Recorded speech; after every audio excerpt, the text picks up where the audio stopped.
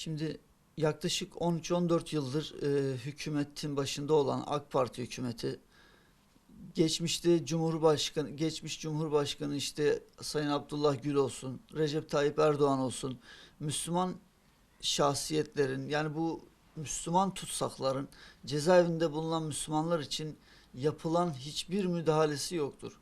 Yani bunlar için daha artık neyi beklemektedirler?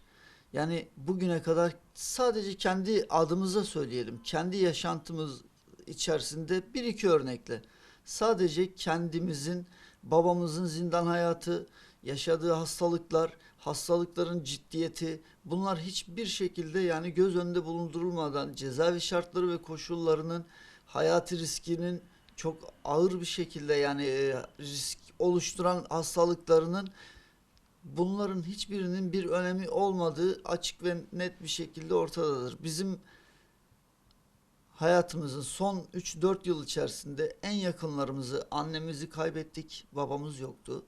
Dedelerimizi kaybettik, babamız yoktu. Şimdi zindandaki babamızı mı bekliyorsunuz? Yani zindandaki babamızı mı kaybetmemizi bekliyorsunuz?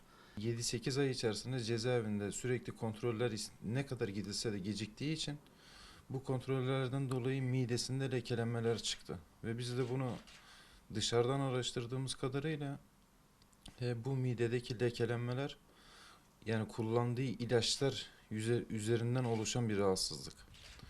Bunun için biz de sadece babam için değil, bütün hasta mahkumlar için şunu söylemek istiyoruz. Bugüne kadar başa gelmiş bütün cumhurbaşkanları kendi görüşlerine yakın olan insanları bir şekilde tahliye ettiler rahatsızlıkları nedeniyle. Örneğin Ahmet Necdet Sezer'in Cumhurbaşkanlığı dönemine bakabiliriz. Birazcık araştırma yapıp da kaç kişi hastalığı nedeniyle tahliye olduğuna bakabiliriz solcu kesimin. Aynı zamanda şu anda Abdullah Gül ve bunun Abdullah Gül'den sonra Sayın Cumhurbaşkanımız Recep Tayyip Erdoğan'ın da İslam'a yakın olan kimliğiyle biliyoruz ikisini de. Ve ikisine de baktığımız zaman gerçekten de yani bu İslam'a yakın olan kimliğiyle bildiğimiz insanları yani hiçbir şekilde bu kimliğe sahip hasta mahkumları tahliye etmediler. Biz sadece kendi babam için de demiyorum. Gerçekten bütün hasta mahkumlar tekrardan kontrol edilsin. Tarafsız bir hekim heyeti kurulsun.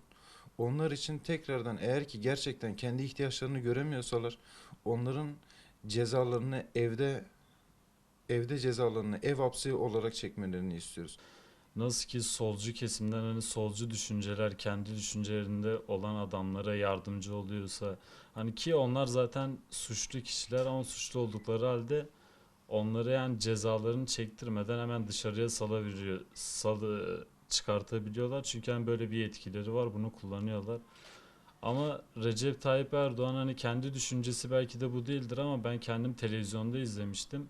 Bundan yaklaşık 2 yıl önce falan abi eline Kur'an-ı Kerim'i alıp ben hayatımı buna göre yaşıyorum diye hani diğer şeylere seslenmişti. Diğer parti liderlerine. Şimdi o öyle dediği zaman hani bizim de ondan beklentimiz oluyor. Çünkü şu an benim babam ve diğer hani aynı dosyadan yatan bütün abilerin hepsi hayatlarını o elinde gösterdiği Kur'an-ı Kerim'e göre yaşadıkları için cezaevinde. Hani zaten dosyalarını mesela yeniden yargılanmayı istiyorlar. Hani diyorlar eğer varsa bizim bir suçumuz hani biz de bilelim. Hani biz suçsuzuz diyoruz. Eğer hani varsa bir suçumuz hani siz de bilin biz de bilelim ama böyle bir şey de verilmiyor. Şimdi Cumhurbaşkanı'nın elinde bir af yetkisi var. Bunlar zaten hani affedilmesi değil aslında af dilenmesi gereken kişiler hani bu cezaevindekiler. Hani onlardan af dilenmesi gerekiyor. Ama Cumhurbaşkanı hani en azından o yetkisini kullanarak bir şeyler yapsa yani Müslümanlık adına bir şey yapmış olur. Ümmet adına bir şey yapmış olur. Hani kendisi de dile getirdiği gibi mesela ümmete devamlı yakınım diyor. Hani bunlar da sonuçta ümmetin Müslümanları.